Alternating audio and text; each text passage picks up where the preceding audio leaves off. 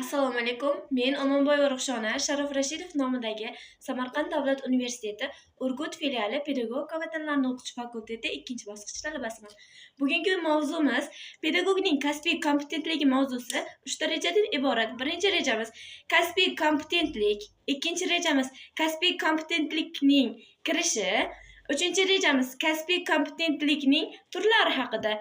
Mavzumizga keladigan bo'lsak, kompetentlik tushunchasi ta'lim sohasida psixologlarning ilmiy izlanishlari natijasida kirib kelingan bo'lib, psixologik nuqtai nazardan kompetentlik ma'naviy vaziyatlar, kutilmagan hollarda mutaxassislarning o'zini qanday tutishi, muloqotga kirishishi, raqiblar bilan o'zaro munosabatlarda yangi yo'l tutishi, noaniq vaziyatlarni bajarishda, ziddiyatlarga to'la ma'lumotlardan foydalanishda izchil rivojlanib boruvchi va murakkab jarayonlardan biri hisoblanadi.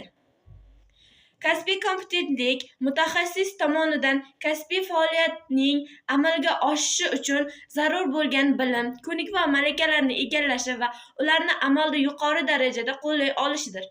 Inglizcha competency tushunchasi lug'aviy jihatdan bevosita qobiliyat ma'nosini ifodalaydi.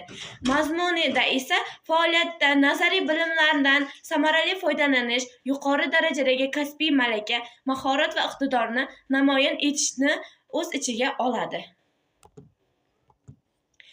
Kompetentlikning turlari: psixologik kompetentlik, metodik kompetentlik, kommunikativ kompetentlik, informatsion kompetentlik, kreativ kompetentlik, innovatsion kompetentlik turlarini o'z ichiga oladi.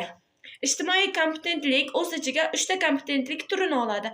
Bulardan birinchisi shaxsiy kompetentlik, ikkinchisi texnologik kompetentlik, uchinchisi ekstremal kompetentlikni o'z ichiga oladi.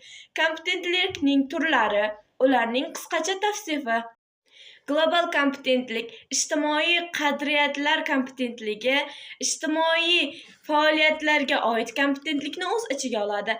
Keyingisi axborotlarga oid kompetentlik, kommunikativlikka oid kompetentlik, o'quv bilish kompetentliklarini o'z ichiga oladi.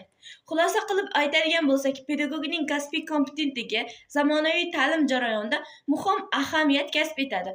U o'quvchining nafaqat kasbiy bilim, ko'nik va malakalarni ega bo'lishi, balki ularni turli pedagogik vaziyatlarda foydalana olishiga olib keladi.